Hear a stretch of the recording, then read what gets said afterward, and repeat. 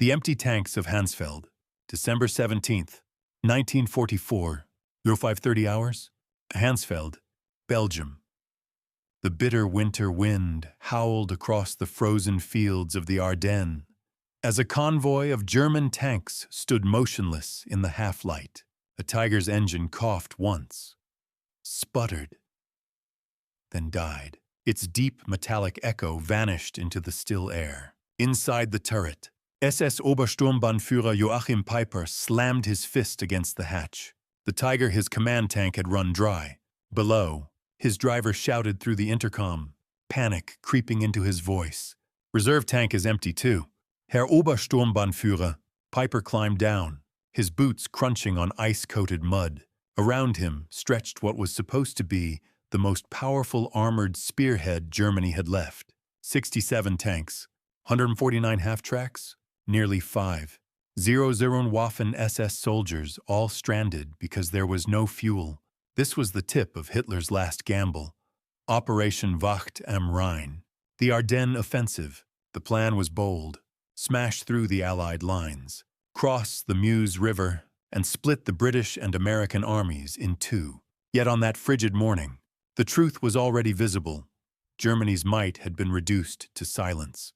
Through the mist, Peiper could see the small Belgian town of Honsfeld ahead, still smoldering from battle. It had been an American supply point, hastily abandoned hours before. Smoke rose from oil drums, coffee steamed in tin cups, and lined up like offerings from some indifferent god stood rows upon rows of olive-drab jerry cans.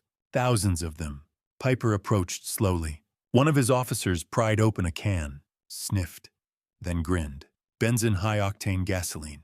American, as his men shouted with relief, refueling their tanks with trembling hands. Peiper began to count. 50,000 gallons, enough to move his entire Kampfgruppe all the way to the Meuse. Enough, he thought, to change the course of the war. But as he stood among that mountain of fuel, another thought crept in, cold, heavy, and undeniable. If the Americans could afford to abandon this much, then Germany had already lost. The illusion of strength. 6 months earlier, in June 1944, Albert Speer, Hitler's Minister of Armaments, had presented a grim report. Germany's synthetic fuel plants were collapsing under Allied bombing. Facilities that once produced 175 tons a month were reduced to a trickle. By late summer, the Luna works produced only 5 tons. Refineries at Brooks, Berlin, and Perlitz were running below 10% capacity. Without fuel, tanks became statues, planes became relics, and mobility, the lifeblood of blitzkrieg, ceased to exist. In stark contrast, the United States was drowning in oil. American wells pumped 8 billion barrels of crude in 1944 alone. Germany, even counting captured Romanian fields and synthetic output, managed barely 33 million.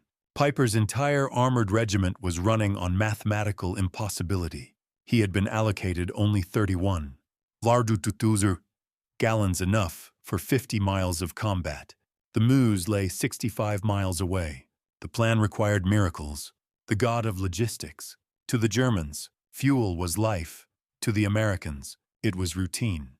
While Peiper's drivers rationed every drop, just 20 miles away, Captain James Rose of the U.S. 743rd Tank Battalion wrote in his logbook, received 8,000 gallons today. Third delivery this week, storage already full. The difference was staggering. America's logistical machine was unlike anything the world had ever seen. Operation Pluto. The pipeline under the ocean pumped 1 million gallons of fuel a day from Britain to France. The Red Ball Express, a 24-hour convoy network of over 600 trucks, carried 500 tons of supplies daily to the front. By December 1944, UBS forces in Europe consumed 2 million gallons of fuel each day and received 4 million. They were fighting and stockpiling at the same time. A frozen revelation. As Peiper's men siphoned American gasoline into German steel, The irony was cruel. The fuel was too pure, its high octane caused detonation issues in the Tiger's Maybach engines. Some tanks stalled immediately after refueling. Others roared to life, black smoke pouring from their exhausts. One sergeant found a stack of U.S. shipping manifests. They told an astonishing story. This gasoline had traveled from Texas to New York, across the Atlantic to Liverpool, through Normandy, and by truck 400 miles to Honsfeld, a 6,000-mile journey completed in 6 weeks. Germany couldn't move fuel 60 miles without disaster. In a 1976 interview, a German survivor recalled handing Peiper those papers. He read them twice, then crushed them in his fist. He didn't speak, but his face turned pale. We both knew what it meant. We had been fighting the wrong kind of war. The Germans were still waging blitzkrieg in an age of industrial warfare, and on that cold December morning, Peiper realized he had just seen the proof. In this episode of War Chronicles, we uncover the day Germany's most feared tank commander discovered the true power of American logistics. From the frozen roads of the Ardennes to the inferno at Stavelot, we'll trace how fuel, the invisible weapon, decided the fate of Hitler's last offensive, and how one moment of abundance revealed an empire's collapse. This is the fuel that broke the blitzkrieg. Fuel, the invisible weapon. To understand the desperation of that December morning, we must go back 6 months to the skies above Germany in the summer of 1944. From May to September, thousands of Allied bombers thundered over the Ruhr Valley and central Germany. Their targets were not cities this time, but refineries, the synthetic fuel plants that had kept the Wehrmacht alive. At Leuna, Berlin, and Pölitz, Allied bombers released tons of explosives and incendiaries, shattering distillation towers and cracking units. Each fireball was a death sentence for Hitler's armies. German engineer Karl-Heinz Lenz, who worked at the Leuna works, later recalled, "After the second week of bombing, we could produce nothing but smoke and fear. Every time we repaired a pipe, the next raid destroyed it again." By the end of the summer, German aviation fuel production had fallen by 90%. Fighter pilots trained for only 30 flight hours instead of 250. Tank divisions rationed gasoline by the liter. Even the mighty U-boats, once the terror of the Atlantic, were now crawling back to port, running on battery power to save fuel. The mirage of blitzkrieg. For years, German propaganda celebrated blitzkrieg lightning war, but the truth was far less glamorous. The lightning required vast quantities of fuel, and by late 1944, the Reich's fuel reserves were lightning without thunder. Entire divisions depended on captured or horse-drawn transport. At the same time, the United States had turned its entire industrial heartland into a machine of movement. One single American oil field, the East Texas field, produced more petroleum than all of occupied Europe combined. While Peiper's Tiger tanks were rationed to a few gallons a day, the Limbo-S army in Europe burned over 7 million gallons daily. And the Americans didn't just consume, they stored. Every major road junction behind Allied lines was ringed with fuel depots, each holding millions of gallons. The contrast was almost biblical. Germany's soldiers praying for drops, America's drowning in oceans. December 16th, 1944, the offensive begins. When the first German artillery shells fell across the fog-covered Ardennes, the world momentarily believed in miracles again. At 5:30 Mo, a thunderous barrage, the largest Germany had fired since 1941, ripped through Allied lines. In the opening 2 hours, German guns fired more ammunition than some divisions had received all year. Peiper's tanks roared to life, columns of steel snaking through the forest roads. The goal was clear: reach the Meuse River, seize Allied fuel depots, and refuel from the enemy's abundance. But from the beginning, reality fought back. The maps used by German planners showed wide, paved highways. In truth, they were narrow, winding country lanes, many unpaved, all frozen. The heavy Tigers tore through them, chewing ruts into the mud and snow. Within hours, the column was choked by traffic jams. Worse yet, Peiper's path was blocked by only 18 Americans, a reconnaissance platoon of the 99th Infantry Division. For 10 hours, those 18 men held up the most powerful armored column Germany had left. as bullets cracked through the pine trees and the wind howled. The Tigers idled, burning precious fuel by the minute. By the time Peiper broke through, 40% of his allocation was gone, and they'd advanced barely 20 miles. Every drop now mattered. The depot at Honsfeld. When Peiper's men stumbled into Honsfeld at dawn on December 17th, they were running on fumes. The village itself was eerily silent. The Americans had withdrawn only hours before. Snow still covered half-eaten rations, flickering lanterns, and the sound of dripping fuel. Then they saw it. Rows of jerry cans, neatly stacked 3 meters high, stretching for hundreds of meters, thousands upon thousands of gallons of high-octane American gasoline. It was as if fate had intervened. Sergeant Wilhelm Hoffman recalled, "We were speechless. It was like stumbling into a gold mine. Men were laughing, cheering, even crying. The Americans hadn't even tried to destroy it. It was the equivalent of an entire German division's monthly fuel ration left behind like garbage." Peiper's men worked frantically, refueling in silence. For a moment, it felt like victory had returned. But as Peiper examined the shipping manifests, the feeling curdled into despair. The documents showed the unimaginable scale of Allied supply. Fuel shipped from Texas to New York, across the Atlantic to Liverpool, through Normandy, then trucked 400 miles inland, all in less than 6 weeks. Germany's entire transport network couldn't move supplies a tenth that distance without collapse. Hoffman remembered handing Peiper those papers. He read them twice, crushed them, and said nothing. His face turned white. That silence was worse than any speech. It wasn't just a matter of tanks or tactics anymore. It was civilization versus exhaustion, industry versus attrition. The power of distance. Every gallon of that American fuel told a story of factories, tankers, pipelines, and men who could fight thousands of miles from home and still be fed. Fueled and armed with precision, the Allies had built an invisible weapon: logistics. Operation Pluto pumped oil beneath the English Channel at 1 ton.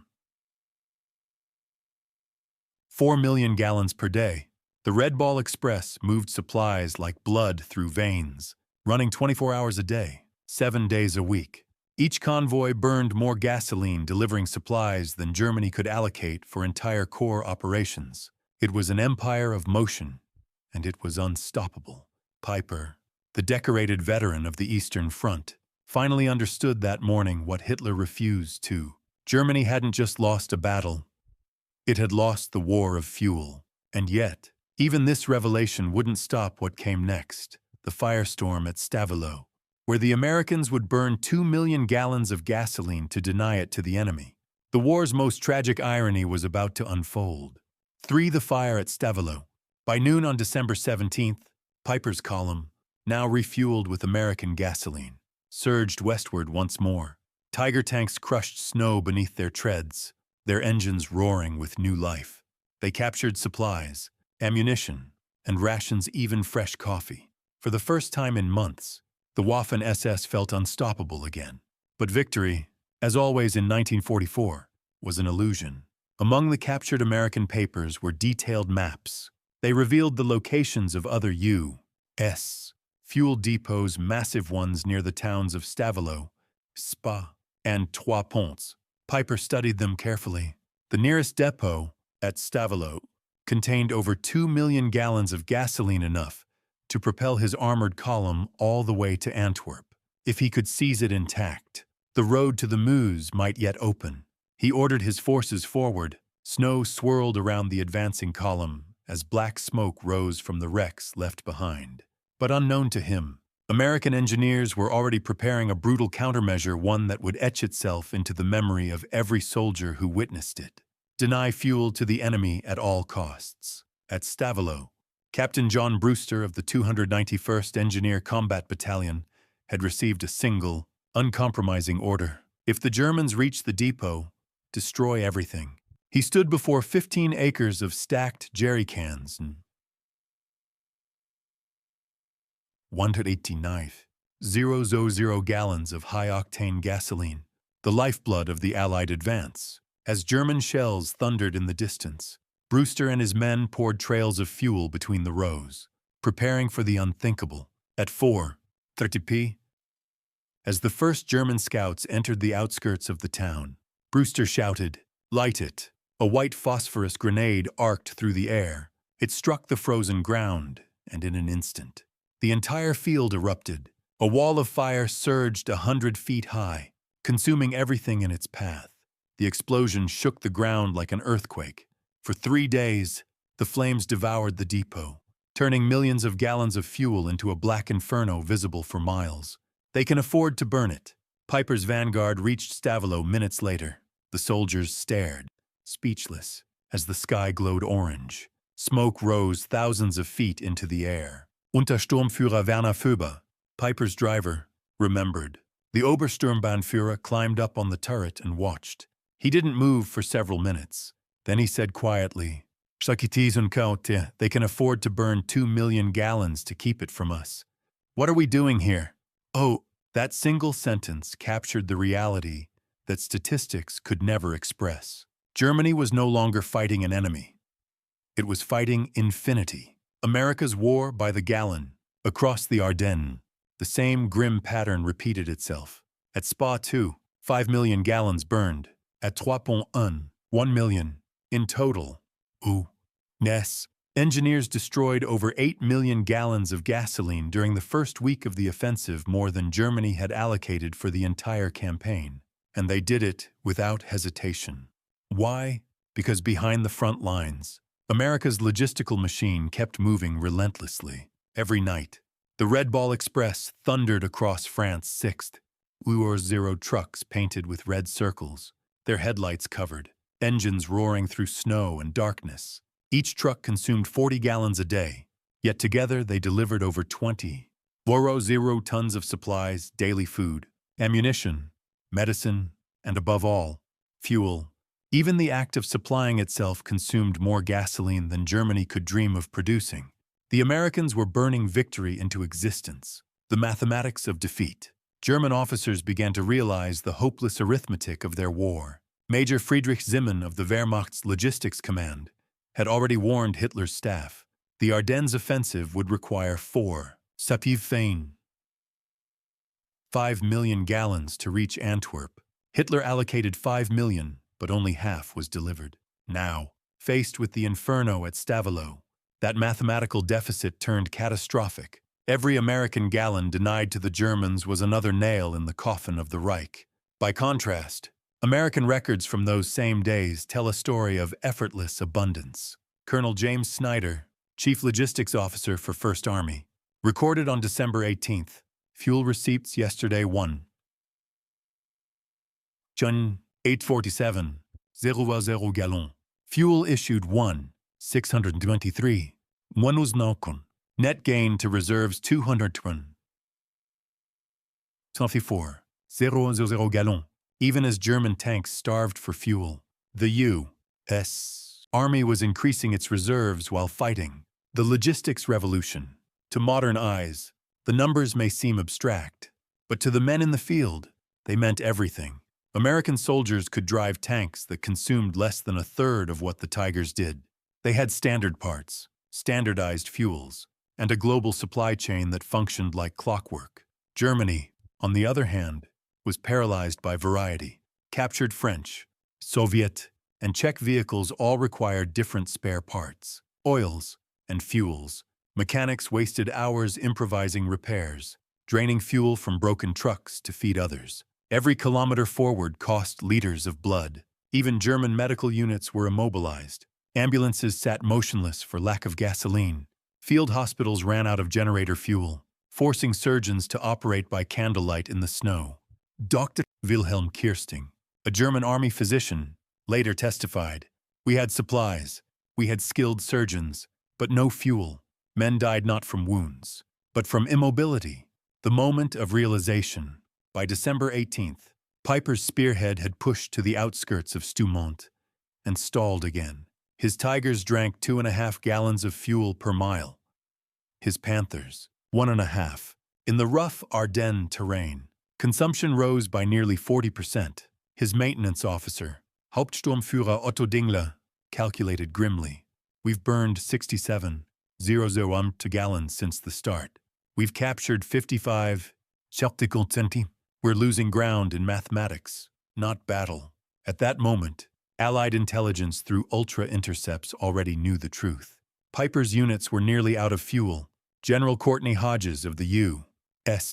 First Army issued new orders. Enemy critically short of fuel. Destroy all gasoline stocks threatened by capture. The Americans were weaponizing waste. They burned millions of gallons, confident that tomorrow would bring millions more. And as Peiper's men stared into the burning sky of Stavelot, the truth became undeniable. They weren't just fighting soldiers. They were fighting an empire of oil. The Battle of the Bulge was no longer about tactics or courage. It had become a war of supply lines, one that only one side could afford to fight. But as the smoke of Stavelot still rose into the heavens, Peiper refused to retreat. His column would push deeper, hoping to seize one last depot at La Glaise. What he didn't know was that this final advance would end not in victory, but in silence. 4. The Last Drive to La Glaise. December 19th, 1944. The snow came heavier that morning, blanketing the Ardennes in an icy stillness. Peiper's column, once the sharp edge of Hitler's final offensive, crawled forward through narrow mountain roads toward a small Belgian village called La Glaise. Every engine cough, every track grind, was a reminder of how little fuel remained. Panthers and Tigers alike moved at walking pace, drivers switching off engines during every halt to save drops that meant miles. The German High Command still dreamed of Antwerp, but to Peiper, it might as well have been the moon. His men now fought not for victory, but for motion. We counted gallons like gold. Hauptsturmführer Otto Dingler, Peiper's maintenance officer, recorded the numbers in his field book. Fuel remaining approximately 8.00 gallons. Enough for one battle, or one retreat, not both. Each Tiger tank consumed 2.5 gallons per mile, sometimes more in snow and steep terrain. Panthers burned half that, but even so, every kilometer was an expensive luxury. Men began siphoning fuel from damaged vehicles into the few that still ran. Trucks were abandoned by the roadside, their engines drained dry. The once mighty column now resembled a graveyard of metal, half buried in snow. One Waffen SS soldier later wrote in his diary, "We fought for liters. Every can became life or death. We no longer feared the enemy's bullets. We feared running out of gasoline." The Americans knew, through intercepted radio traffic, Allied intelligence was already aware of the crisis. Messages decoded by Ultra confirmed Peiper's situation. Enemy armored units critically low on fuel. Resupply impossible due to air interdiction. General Courtney Hodges issued a chillingly efficient order: destroy all gasoline stocks threatened by enemy advance. And so they did, at Spa, at Stoumont, at Trois Ponts, wherever Peiper might reach. Flames rose before he could arrive. American engineers torched their own stockpiles, watching from a distance as the sky burned. Private First Class Richard McKinney of the 30th Infantry Division wrote home, "We hear the Krauts ran out of gas. Our captain joked we use more fuel heating coffee than they have for their tanks." It wasn't arrogance, it was fact, surrounded by abundance. By December 20th, Peiper's men had reached the outskirts of La Glaise. The village sat quietly in a narrow valley, an unassuming place that would soon become a symbol of futility. There, surrounded by forests and snow, Peiper made his final stand. American forces converged from all sides: the 82nd Airborne, the 30th Infantry, and the 3rd Armored Division. Their combined daily fuel allocation, over 340,000 gallons. Peiper's barely 1,000. The Americans had enough to run entire divisions, fly air support, and keep tanks warm through the night. The Germans barely had enough to light a cigarette. "We cannot win." Realizing the hopelessness of his position, Peiper called his senior officers together. His adjutant, Hans Gruber, later testified. He looked at us and said quietly, "Gentlemen, we have discovered we are fighting an enemy who burns more fuel to deny it to us than we have for the entire operation." The room fell silent. For the first time, even Peiper, the fanatical SS officer who'd fought through Kharkov and Kursk, sounded defeated. His words echoed a truth that every German commander was now beginning to admit. Industrial warfare had replaced heroic warfare. The Allies didn't just fight better, they produced better. the sky opens. Then, on December 23rd, the weather cleared. For days, fog and snow had grounded Allied aircraft. Now, under bright winter sunlight, the full fury of the skies returned. Over 2,000 Allied sorties took off that morning. Fighters and bombers struck roads, bridges, and any vehicle that moved. P-47 Thunderbolts screamed overhead, each burning 300 gallons an hour more than an entire German platoon had left. B-26 bombers consumed 200 gallons per hour, dropping their loads on fuel convoys that never reached Peiper. For the Luftwaffe, it was the end. Most of its planes sat grounded, their tanks empty. Some pilots, desperate to fly, siphoned gasoline from staff cars. Others simply waited, listening to Allied bombers thunder unopposed above them. On that day, American air power consumed more fuel than Germany had allocated for the entire Ardennes offensive. The silence after fire. By the night of December 23rd, Peiper's forces were trapped at La Glaise, surrounded, outnumbered, and immobile. They fought until their last shells were spent. Then came the order no soldier ever wants to give. Peiper told his men to abandon their vehicles. What remained of his Column 39 operational tanks, 70 half-tracks, 177 other vehicles was destroyed by its own crews. Oberjäger Heinz Gollis later wrote, "We drained the last fuel from every tank, maybe 200 gallons total." The Obersturmbannführer set fire to his own Tiger, the flames reflected in his eyes. We knew the war was finished. The men escaped on foot through the woods, leaving behind millions of marks worth of steel silent, frozen monuments to Germany's logistical death. Of the 500 men who had begun the advance, fewer than 800 reached their own lines. We were fighting the impossible. In Allied hands, captured officers spoke with disbelief. One colonel told his interrogators, "Your soldiers throw away chocolate. My men haven't seen chocolate in 2 years. You burn millions of gallons of fuel. We measure by the liter. How can we fight such abundance?" It was more than defeat, it was revelation. Field Marshal Hasso von Manteuffel, commander of the 5th Panzer Army, later admitted, "When I learned the Americans had burned 8 million gallons rather than risk capture, I knew the offensive was lost before it began." In that moment, the myth of German invincibility died not under fire, but under arithmetic. The Battle of the Bulge would rage for another 3 weeks, but its outcome had already been sealed in those frozen hills.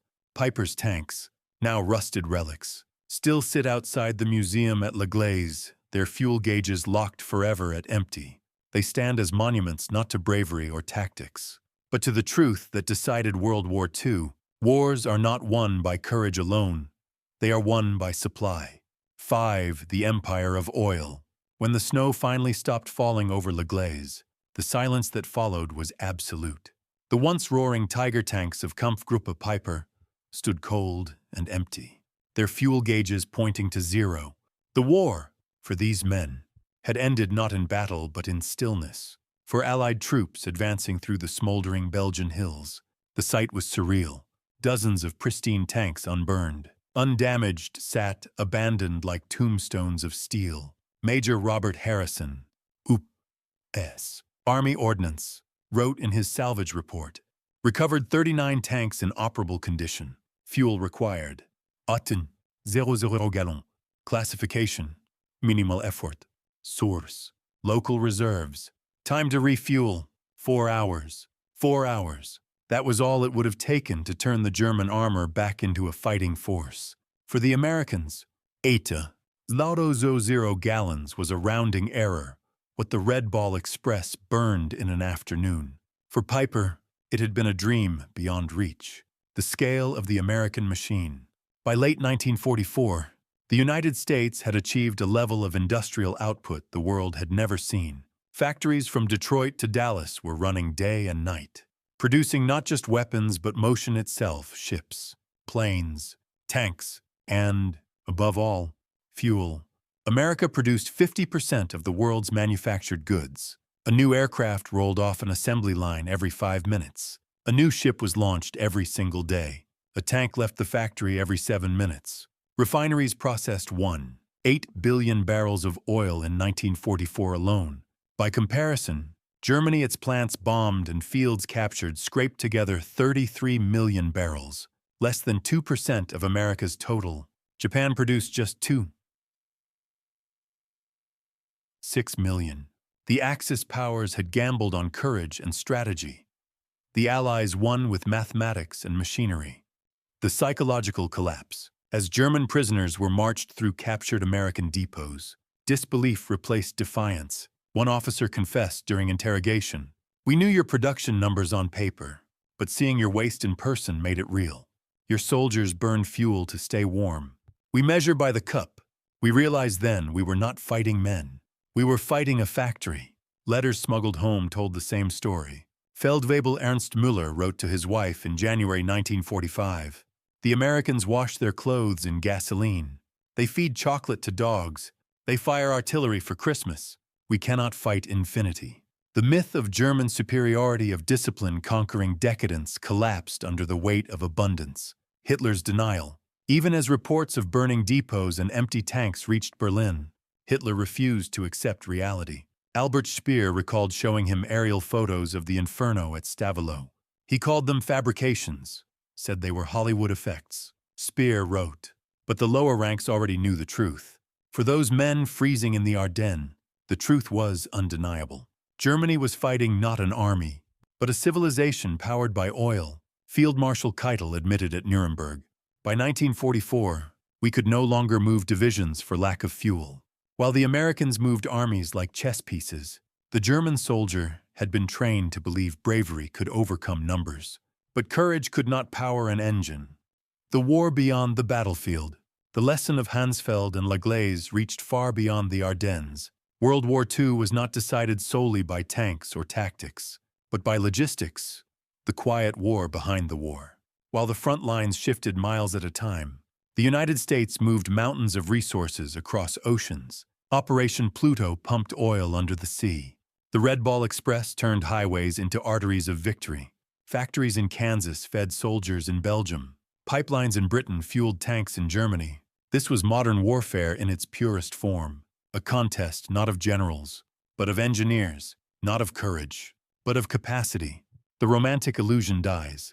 For centuries, war had been romanticized heroes on horseback, officers with sabers, decisive charges. In 1944, that illusion died among the frozen forests of Belgium. The Tiger tank, Germany's proud symbol of strength, became a monument to futility. It was the perfect weapon for the wrong kind of war, a masterpiece of engineering defeated by a gas can. Dr. Richard Overy, a historian of industrial war, once wrote, "In the Ardennes, the world saw the end of the soldier's age and the rise of the mechanics." Peiper's empty tanks marked that turning point, the moment when courage alone no longer mattered. The final irony. When veterans from both sides met at Laglaise in 1984, they stood together beside one of those very Tigers, still resting where it had been abandoned 40 years before. Staff Sergeant Roy Anderson of the U.S. 30th Infantry Division looked at his former enemy, Unterscharführer Karl Fortmann, who had served under Peiper. Anderson asked, "We always wondered why you stopped there. We thought it was a trap." Fortmann laughed softly. "We stopped because our tanks were empty. You burned millions of gallons to keep it from us. How could we fight that?" Anderson stared at the frozen Tiger, its paint flaking, its cannon still aimed west. "We never knew you were that short," he said quietly. "We had so much. We never thought about it." That simple exchange summed up the truth of December 1944. One side measured fuel by the gallon, the other by the million. One fought for each jerry can, the other burned oceans. The Battle of the Bulge cost nearly 19,000 American and 100,000 German lives, but its greater cost was existential. It revealed that modern war would be decided not by valor, but by velocity, by who could produce, move, and sustain more. The Tiger at Laglaise still sits where it stopped, its gauge frozen at empty. Visitors often ask the same question. Why did they abandon it? The answer is carved not in metal, but in history itself. No fuel. That empty gauge marks the moment the age of the warrior gave way to the age of the industrialist. A moment when steel and fire bowed to oil and math. When Germany's lightning war finally burned out, and the modern world was born, in the end. The Battle of the Bulge wasn't about courage or cowardice. It was about capacity. When Peiper found 50, or 0 gallons of American fuel at Honsfeld, he thought he'd found salvation. He had actually found prophecy, because in that mountain of abandoned gasoline lay the secret of victory itself. That in industrial war, the side that can waste more has already won. If you want to uncover more forgotten truths of World War II, where courage met technology and history changed forever, subscribe to War Chronicles, where the past still speaks.